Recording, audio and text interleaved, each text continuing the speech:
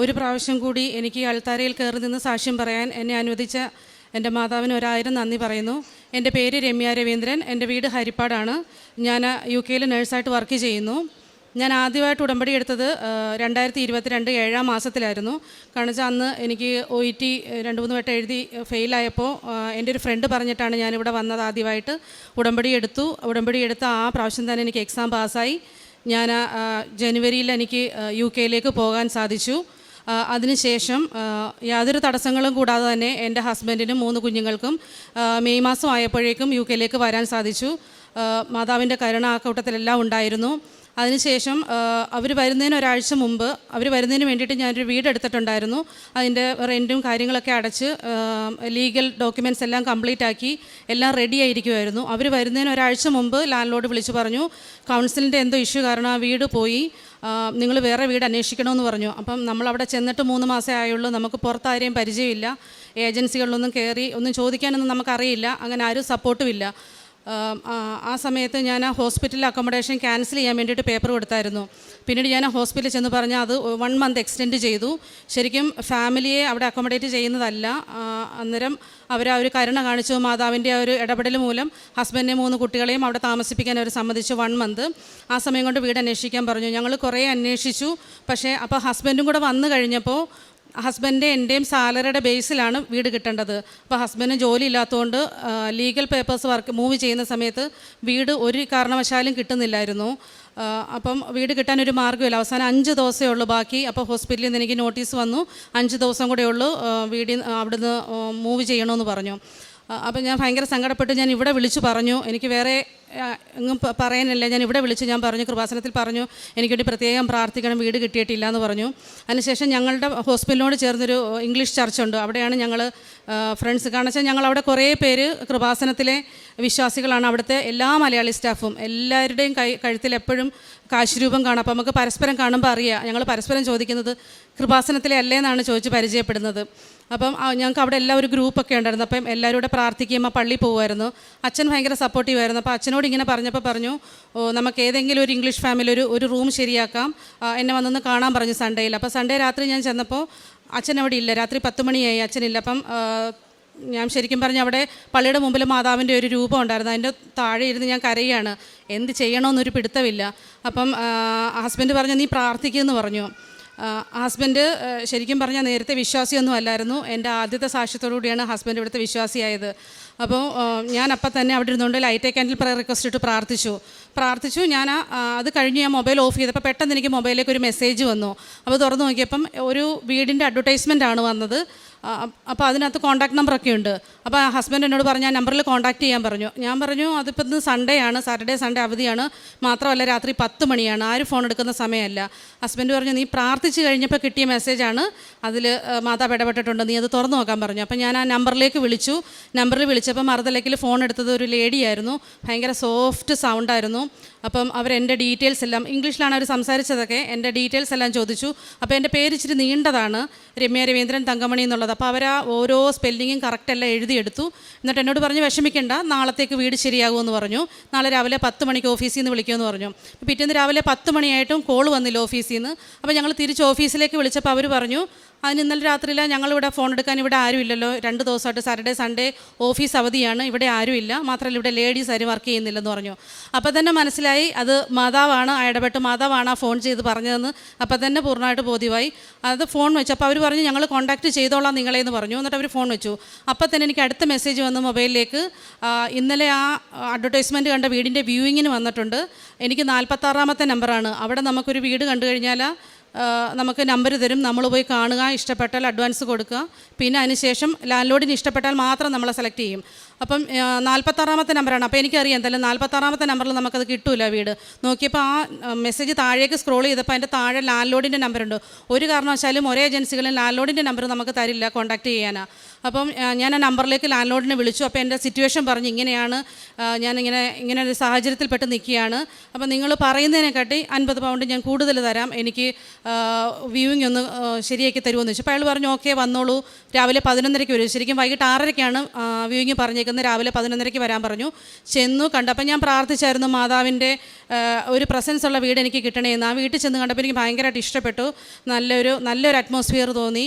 അപ്പം ഞാൻ ഇവിടുത്തെ ഉപ്പ് കൊണ്ടുപോയിട്ടുണ്ടായിരുന്നു എൻ്റെ കയ്യിൽ. അപ്പം ഞാൻ അയാൾ കാണാതെ ആ വീടിൻ്റെ കോർണറിൽ ഞാൻ ഉപ്പിട്ട് പ്രാർത്ഥിച്ചു, ഈ വീട് എനിക്ക് തന്നെ തരണേ മാതാവേ എന്ന് പറഞ്ഞു. അപ്പോഴും എനിക്കറിയാം ഹസ്ബൻഡ് ജോലി ഇല്ലാത്തതുകൊണ്ട് ലീഗൽ പ്രൊസീജിയർ തുടങ്ങുമ്പോൾ ആ വീട് കിട്ടില്ലെന്ന്.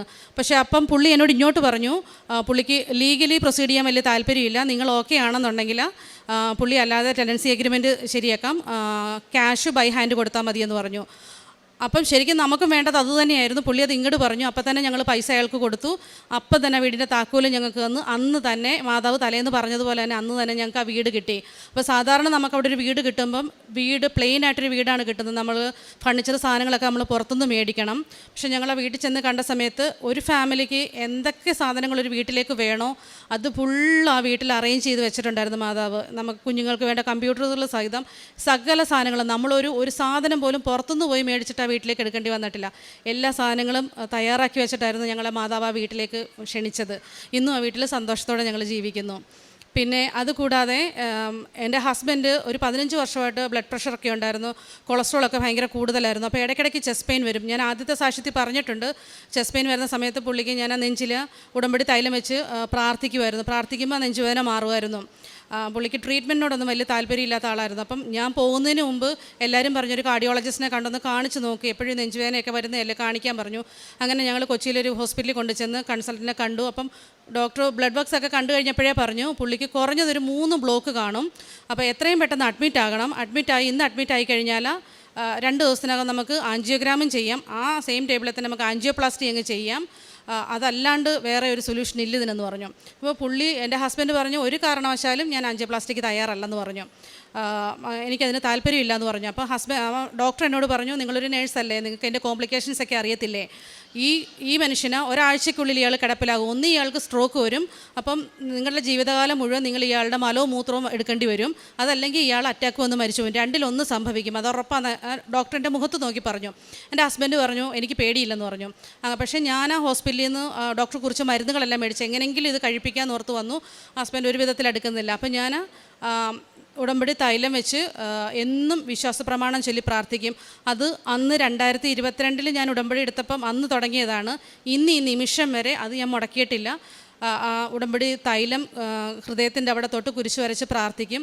ഇന്നേ വരെ ഹസ്ബൻഡ് ഇപ്പോൾ 3 വർഷമായി ബിപിയുടെ ഗുളികയൊക്കെ പുള്ളി നിർത്തി, ഒന്നും കഴിക്കുന്നൊന്നുമില്ല, പക്ഷേ പുള്ളി പൂർണ്ണ ആരോഗ്യവാനായിട്ടിരിക്കുന്നു. ഇടയ്ക്കിടയ്ക്ക് ബുദ്ധിമുട്ടുകളൊക്കെ ഉണ്ട്, എന്നാലും പുള്ളിക്ക് വേറെ യാതൊരു നെഞ്ചുവേദനകളോ ഹോസ്പിറ്റലിൽ അതിൻ്റെ പേരിൽ അഡ്മിറ്റ് ആകേണ്ടി ഇന്നേ വരെ വന്നിട്ടില്ല.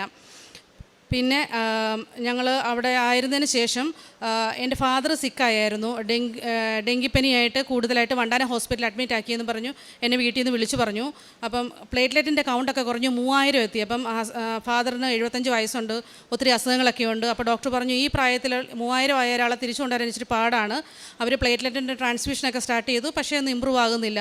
അപ്പം ഞാൻ പെട്ടെന്ന് എമർജൻസി ലീവ് എടുത്ത് വന്നു. വരുന്ന വഴിക്ക് ഞാൻ ഇവിടെ ഇറങ്ങി, എൻ്റെ കയ്യിൽ തൈലം ഉണ്ടായിരുന്നു. ഇവിടുന്ന് ഞാൻ ഉപ്പും തേനും മേടിച്ച് എന്നിട്ട് ഞാൻ ഇവിടുന്ന് നേരെ ഹോസ്പിറ്റലിൽ ചെന്ന് ചാച്ചന് ആ തൈലം കുടിക്കാൻ കൊടുത്ത്, എന്നിട്ട് ഞാൻ ആ ഉപ്പ് കഞ്ഞിക്കകത്തിട്ട് ചാച്ചന് കൊടുത്ത്, അതിനുശേഷം ചാച്ചനെ ഇവിടുന്ന് വേറൊരു ഹോസ്പിറ്റലിലേക്ക് ഞാൻ മാറ്റി. അവിടെ കൊണ്ടുചെന്ന് 5 ദിവസം ICUയിൽ കിടന്നു. പക്ഷേ ICU കിടക്കുമ്പോഴും വിസിറ്റിംഗ് ടൈമിൽ ഞാൻ അകത്ത് കയറിയിട്ട് തൈലം തൊട്ട് പ്രാർത്ഥിച്ചു. സിസ്റ്റർമാരുടെ ഞാൻ ഉപ്പ് കൊടുക്കുമായിരുന്നു, ഈ ഉപ്പ് കഞ്ഞിയിലിട്ട് കൊടുക്കണമെന്ന് പറഞ്ഞിട്ട്. അങ്ങനെ കൊടുത്ത് 5 ദിവസം കഴിഞ്ഞപ്പോൾ എൻ്റെ ചാച്ചനെ പൂർണ്ണ ആരോഗ്യവനായിട്ട് പ്ലേറ്റ്ലെറ്റിൻ്റെ കൗണ്ട് 75,000 ആയിട്ട് അവരവിടെ നിന്ന് ഡിസ്ചാർജ് ചെയ്ത് വിട്ടു ചാച്ചനെ. അതിനുശേഷം ഈ കഴിഞ്ഞ ഡിസംബറിലാണ് ഞങ്ങളവിടെ ആയിരുന്നപ്പോൾ തന്നെ ഇതേപോലെ എനിക്കൊരു ഫോൺ കോൾ വന്നു. എൻ്റെ അച്ഛനൊരു ആക്സിഡൻറ്റ് പറ്റിയെന്ന് പറഞ്ഞു. ചാച്ചന ഈ പുത്തൻതെരുവ് എന്ന് പറയുന്ന സ്ഥലത്ത് ഹൈവേയുടെ സൈഡിലെ ബൈക്കിൽ നിന്ന് ആരോടെ സംസാരിച്ചുകൊണ്ടിരുന്നപ്പോൾ ഒരു പയ്യൻ വന്ന് ഇടിച്ചു, ബൈക്ക് തെറിച്ചു, റോഡിൻ്റെ നടുക്കിലേക്ക് വീണപ്പം ബാക്കിൽ നിന്ന് വന്ന വണ്ടി ദേഹത്തോടെ കയറി ഇറങ്ങി. എനിക്ക് അത്രേ ഫോൺ കോൾ കിട്ടിയുള്ളൂ, ബാക്കിയൊന്നും എനിക്കറിയില്ല. അപ്പോൾ എൻ്റെ അനിയത്തി ഹോസ്പിറ്റലിൽ വന്നിട്ട് എന്നെ വിളിച്ചിട്ട് പറഞ്ഞു പിന്നെ ഫുള്ള് ബ്ലഡിലാണ്. അപ്പോൾ ഞാൻ സ്റ്റാഫിൻ്റെ ഈ ഫോൺ കൊടുക്കാൻ പറഞ്ഞു. അപ്പോൾ അവിടെ നിന്ന് സ്റ്റാഫ് പറഞ്ഞു ഒടിവുകളുണ്ട്, എവിടേക്കാണ് ഒടിവുകളെന്ന് അറിയത്തില്ല, കോൺഷ്യസ് ആണ് ആൾക്ക്, സംസാരിക്കുന്നുണ്ട്, പക്ഷേ ഫുള്ള് ബ്ലഡൊക്കെയാണെന്ന് പറഞ്ഞു. അപ്പം നമ്മൾ സാധാരണ അത് ആദ്യമായിട്ട് കേട്ടപ്പോഴത്തേക്ക് ഞാൻ അലറിക്കരഞ്ഞു. എനിക്ക് അന്നേരം അതാണ് തോന്നിയത്. ഞാൻ കുറേ നേരം അലറിക്കരഞ്ഞു. അത് കഴിഞ്ഞാണ് എനിക്കൊരു ബോധം വീണത്. അപ്പോൾ ഞാൻ പെട്ടെന്ന് അന്നേരം തന്നെ ഞാൻ ഓടി വന്ന് ലൈറ്റ് ക്യാൻഡിൽ പ്രയർ റിക്വസ്റ്റ് ഇട്ട് അന്നേരം തന്നെ പ്രാർത്ഥിച്ചു. ഞാൻ മുട്ടുമേ നിന്ന് അന്നേരം ഞാൻ എൻ്റെ അനിയത്തിയോട് പറഞ്ഞു അവിടെ നിന്ന് എത്രയും പെട്ടെന്ന് വേറെ ഹോസ്പിറ്റലിലേക്ക് കൊണ്ടുപോകാൻ പറഞ്ഞു. അവരവിടുന്ന് പെട്ടെന്ന് കൊല്ലത്തേക്ക് കൊണ്ടുപോയി.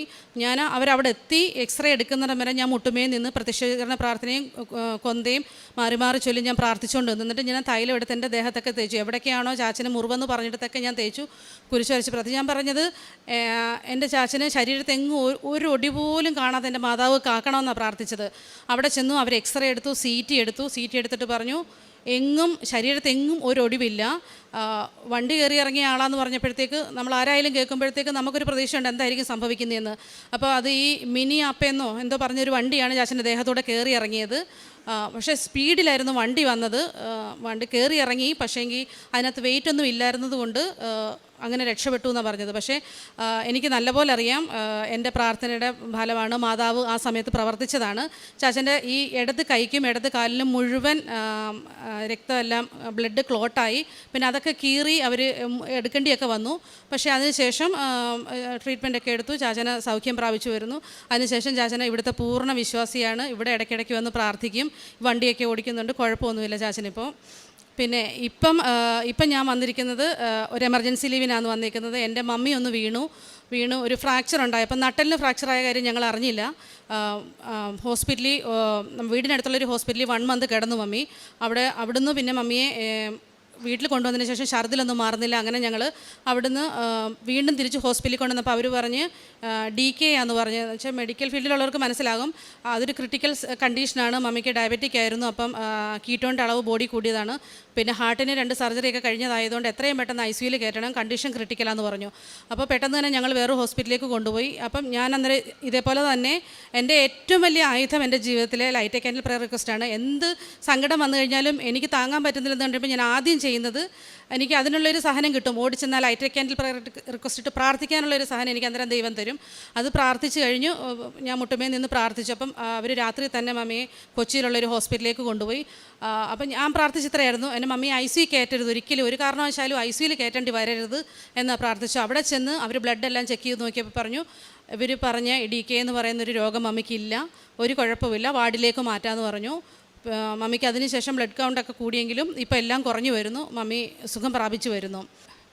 പ്രേക്ഷിത പ്രവർത്തനങ്ങളെന്ന് പറഞ്ഞു കഴിഞ്ഞാൽ ഞാൻ ഇവിടുത്തെ എല്ലാ സാക്ഷ്യങ്ങളും ഒട്ടുമുക്കാൽ എല്ലാ സാക്ഷ്യങ്ങളും ഞാൻ വിടാതെ കേൾക്കും.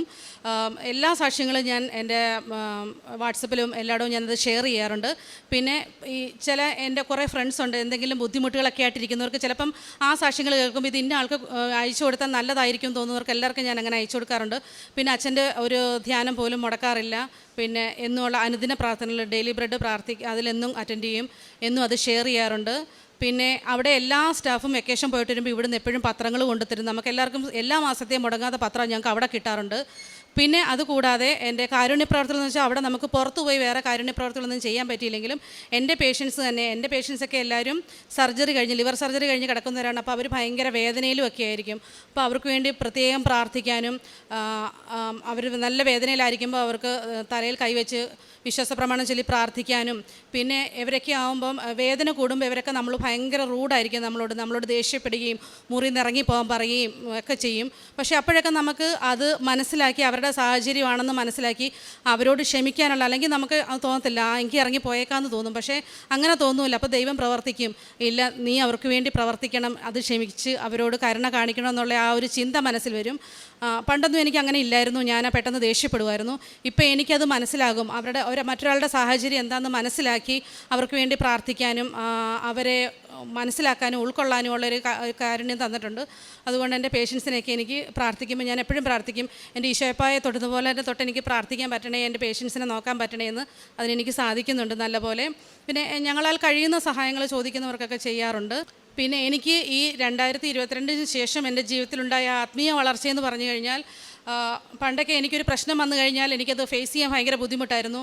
ഇതിൻ്റെ ഭാവി എന്തായിരിക്കും, ഇതെന്തായി തീരും എന്നുള്ള അങ്കലായ്പ് നമുക്കെല്ലാവരെയും പോലെ എനിക്കുണ്ടായിരുന്നു. പക്ഷേ ഇപ്പം എനിക്ക് അങ്ങനെ ഒരു ഭയമേ ഇല്ല. എന്ത് പ്രശ്നങ്ങൾ വന്നാലും നല്ല ധൈര്യത്തോടുകൂടി നേരിടാൻ പറ്റും. കാരണം എൻ്റെ മനസ്സിൽ എനിക്കറിയാം എൻ്റെ മാതാവ് എപ്പോഴും എൻ്റെ കൂടെ തന്നെയുണ്ട്. എന്ത് പ്രശ്നങ്ങൾ വന്നാലും ഞാൻ അറിയുന്നതിനെക്കാട്ടി മുന്നേ എൻ്റെ മാതാവ് അതറിഞ്ഞ് എനിക്ക് വേണ്ടിയിട്ടുള്ള വഴി എൻ്റെ മാതാവ് ഒരുക്കി തരും.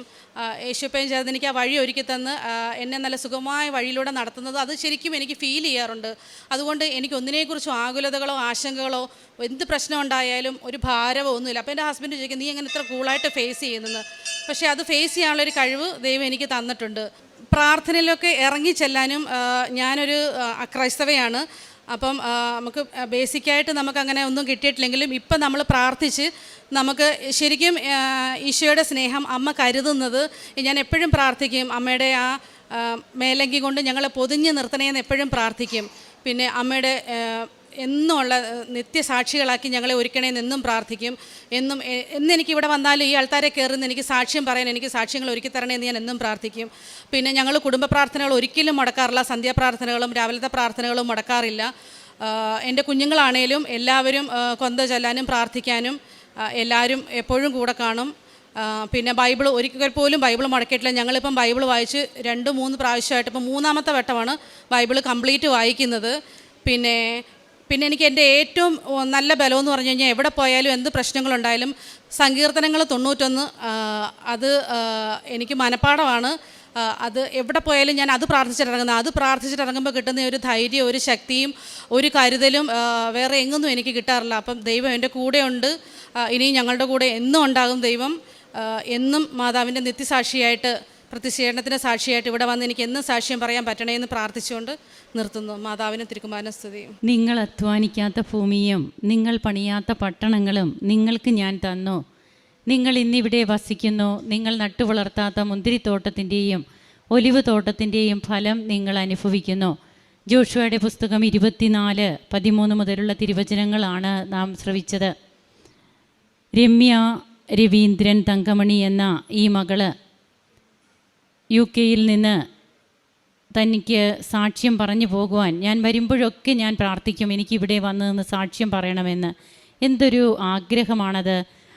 തീർച്ചയായും ദൈവം എങ്ങനെ തന്നെ വഴി നടത്തി എന്ന ഓരോ അവസ്ഥകൾ അത് അക്കമിട്ട് ഈ മകളിവിടെ പറയുകയാണ്. തനിക്ക് നേഴ്സിങ്ങിന് ജോലി ലഭിക്കുക, നേഴ്സായി ജോലിക്ക് പോകുന്നത് മുതൽ അതും സാക്ഷ്യം വന്ന് പറഞ്ഞിട്ട് പോയി. പിന്നീട് തൻ്റെ ഹസ്ബൻഡും ഫാമിലി, അതായത് മക്കളുമൊക്കെ വരുമ്പോൾ തങ്ങൾക്ക് അക്കോമഡേഷൻ്റെ കാര്യം അത് ക്ലിയർ ആയതാണ് അക്കോമഡേഷൻ. എന്നാൽ പെട്ടെന്ന് തന്നെ അത് ക്യാൻസലാകുന്നു. 1 മാസം കൂടി ഹോസ്പിറ്റല് ഇവർക്ക് കൺസിഡറേഷൻ കൊടുത്തു എന്നാണ് നാം കേട്ടത്. വീണ്ടും വെറും 5 ദിവസം മാത്രമേ ഉള്ളൂ. ആണോ? 5 ദിവസം മാത്രമേ ഉള്ളൂ ഹോസ്പിറ്റലിൻ്റെ പ്രത്യേക പരിഗണന തീരാനായിട്ട്. തങ്ങൾക്കൊരു പാർപ്പിടമില്ല. UK അവിടെ പ്രത്യേകമായിട്ട് അത് മുൻപേ നാം അതിനെല്ലാം അക്കോമഡേഷനൊക്കെ എടുത്തെങ്കിൽ മാത്രമേ, അതായത് അതെല്ലാം രജിസ്റ്റർ ചെയ്യണം. ഇങ്ങനെയുള്ള കാര്യങ്ങളൊക്കെ ഉണ്ട്. നിയമപരമായ ഒത്തിരി വഴികളുണ്ട്. ലൈറ്റ് എ ക്യാൻഡിൽ പ്രേയർ റിക്വസ്റ്റിലൂടെ തനിക്കത് എങ്ങനെ കഴിഞ്ഞു. അതും ഒരു ശനിയാഴ്ച അവധി ദിവസം ഫോണിൻ്റെ അങ്ങേ തലയ്ക്കൽ ഒരു സ്ത്രീ സ്വരം കേട്ടു എന്നാണ് പറയുക. രാത്രി 10 മണിക്ക് ശേഷം തങ്ങളെ ആശ്വസിപ്പിക്കുവാൻ എന്ന പോലെ അമ്മ ഈ മക്കൾക്ക് സാന്ത്വനമായിട്ട് കടന്നു ചെല്ലുന്നതാണത്. പിറ്റേ ദിവസം ഏജൻസിയിൽ ചോദിക്കുമ്പോഴാണ് പറയുക, ഇവിടെ ഓഫീസ് അവധിയാണ്, ഇവിടെ ഇങ്ങനെ സ്ത്രീകൾ വർക്ക് ചെയ്യുന്ന സ്ഥലമല്ല എന്ന്. അപ്പോൾ നാം ഇതൊക്കെ ഇന്ന് ഡിറക്റ്റായിട്ട് വ്യക്തികൾ പറഞ്ഞു കേൾക്കുകയാണ്. മൂന്നാമതൊരു വ്യക്തി വന്ന് പറയുന്നതല്ല, ഇത് ഡയറക്റ്റ് സ്പീച്ചാണ്. അങ്ങനെ ഇവിടെ വന്ന് ഈ മകൾ ഇന്ന് പറയുന്നു, അതെൻ്റെ അമ്മ തന്നെയാണ്. ഈ ഒരു ബോധ്യം ഈ മകൾക്ക് കിട്ടുന്ന രീതിയിലൊക്കെ പരിശുദ്ധ അമ്മയുടെ പിന്നീടുള്ള പ്രവർത്തനങ്ങൾ എങ്ങനെയാണ് പിന്നീട് തങ്ങൾക്ക് ഏജൻസി വിളിച്ച് ഒരു 46ാമത്തെ നമ്പരായിരുന്ന തൻ്റെ ആ ഒരു വീട് അത് പിന്നീട് തങ്ങൾക്ക് ലഭിക്കുന്നതും മറ്റാർക്കും കൊടുക്കാതെ തങ്ങൾക്ക് തന്നെ അമ്മയത് തരുന്നു. Light A candle prayer request ഇട്ട് പ്രാർത്ഥിച്ചിരുന്നു എന്നാണ് പറയുക. അതുപോലെ എല്ലാ സജ്ജീകരണങ്ങളോടും കൂടിയ ഒരു മുറിയാണ്, ഒരു വീടാണ് തങ്ങൾക്ക് ലഭിക്കുന്നതെന്നൊക്കെ നാം കേട്ടു. അതുപോലെ വീണ്ടും തൻ്റെ ഹസ്ബൻഡിൻ്റെ രോഗസൗഖ്യം, തൻ്റെ അച്ഛൻ്റെ രോഗസൗഖ്യം, അച്ഛൻ്റെ സംരക്ഷണം, അച്ഛന് കിട്ടുന്ന അപകടത്തിൽ നിന്നുള്ള സംരക്ഷണം, എല്ലാറ്റിനും ഉടമ്പടി നേർച്ച വസ്തുക്കളുടെ ഉപയോഗം. എനിക്കിന്ന് വേറൊന്നും എൻ്റെ കയ്യിലില്ല, എനിക്കുള്ളത് കൂട്ടിനുള്ളത് ഉടമ്പടി നേർച്ച വസ്തുക്കളാണ്. അതുപോലെ light A candle prayer request, അങ്ങനെ തൻ്റെ മമ്മിക്ക് കിട്ടിയിരിക്കുന്ന പ്രത്യേകമായിട്ടുള്ള ഒരു സംരക്ഷണം എല്ലാം ഈ മകള് എണ്ണി എണ്ണി പറയുമ്പോൾ നാം കേട്ട തിരുവചനം പോലെ അധ്വാനിക്കാത്ത ഭൂമിയും പണിയാത്ത പട്ടണങ്ങളും ഈ മക്കൾക്ക് എങ്ങനെ ദൈവം കൊടുക്കുന്നു. താനൊരു ഈശോയെ അറിഞ്ഞ നാൾ മുതൽ താൻ എങ്ങനെ സ്നേഹിക്കുന്നു. എനിക്ക് പ്രാർത്ഥന എന്ന് പറയുന്നത് ഇന്ന് അത്രയേറെ എൻ്റെ ജീവനാഡിയാണ് പ്രാർത്ഥന. എനിക്ക് ബൈബിൾ വായിക്കാതിരിക്കാൻ പറ്റുന്നില്ല, ജപമാല പ്രാർത്ഥിക്കാതിരിക്കാൻ പറ്റുന്നില്ല. എൻ്റെ മക്കളും ഹസ്ബൻഡും എല്ലാം, ഹസ്ബൻഡ് വിശ്വാസത്തിലേക്ക് വന്നത് തന്നെ എങ്ങനെയാണെന്നൊക്കെ ഈ മകൾ ഇവിടെ ഇതിനു മുമ്പ് സാക്ഷ്യപ്പെടുത്തിയിട്ടുണ്ട്. അപ്പോൾ ഇന്ന് ബൈബിള് 3 പ്രാവശ്യം ഈ ഉടമ്പടി എടുത്തതിന് ശേഷം വായിച്ച് തീർത്തു എന്നാണ് പറയുക. അങ്ങനെ തങ്ങളുടെ ജീവിതത്തിൽ ദൈവത്തിന് ഇടപെടാനായിട്ടുള്ള സാഹചര്യങ്ങൾ എങ്ങനെ ഉണ്ടാകുന്നു. അത് UK അവിടെ ഒരു ഗ്രൂപ്പുണ്ടെന്നാണ് പറയുക. ഉടമ്പടി ലോക്കറ്റ് ധരിച്ച, ഉടമ്പടി കാശുരൂപം ധരിച്ചവർ കടന്നു വരുന്നു, പരസ്പരം പരിചയപ്പെടുന്നു, കൃപാസനത്തിൽ പോകുന്നവരാണല്ലേ. അതായത് UK മലയാളികളുടെ കൃപാസനത്തിൻ്റെ കൂട്ടായ്മ. അങ്ങനെ എന്തിനും ഏതിനും ഇന്ന് തങ്ങൾക്ക് വിളിക്കുവാൻ, പറയുവാൻ, പരസ്പരം പങ്കുവയ്ക്കുവാനൊക്കെ ഈ ഉടമ്പടി തങ്ങളെ സഹായിച്ചു എന്ന് പറയുമ്പോൾ തീർച്ചയായും എത്രമാത്രമാണ് ഇന്ന് കൃപാസനത്തിൻ്റെ പരിശുദ്ധ അമ്മയുടെ അനുഭവം, അമ്മയുടെ ജീവിക്കുന്ന അനുഭവം ഓരോ മക്കൾക്കും ഉണ്ടാകുന്നതെന്നുള്ളത് തന്നെയാണ് നാം ശ്രദ്ധിക്കേണ്ടത്. കാരുണ്യ പ്രവർത്തനങ്ങൾ, പ്രേക്ഷിത പ്രവർത്തനം, അതുപോലെ തൻ്റെ പേഴ്സണൽ ലൈഫിൽ വന്ന ചേഞ്ചസ്, എന്തിനും ഏതിനും അമ്മയുണ്ടല്ലോ എന്നുള്ള ഒരു ചിന്ത, ഇതൊക്കെയായിട്ട് ഇന്ന് കൃപാസന അമ്മയെ സഞ്ചാരി മാതാവ് എന്ന് പറഞ്ഞ് നെഞ്ചിലേറ്റുന്ന ജനത വളർന്നുകൊണ്ടിരിക്കുകയാണ്. നമുക്ക് ഒത്തിരിയേറെ സന്തോഷത്തോടെ അമ്മയുടെ പ്രത്യക്ഷീകരണത്തിൻ്റെ സാക്ഷികളാക്കി നമ്മെ മാറ്റണമേ എന്ന പ്രാർത്ഥനയോടെ നമുക്ക് കരങ്ങളടിച്ച് ഈശോയ്ക്കും അമ്മയ്ക്കും നന്ദി പറയാം.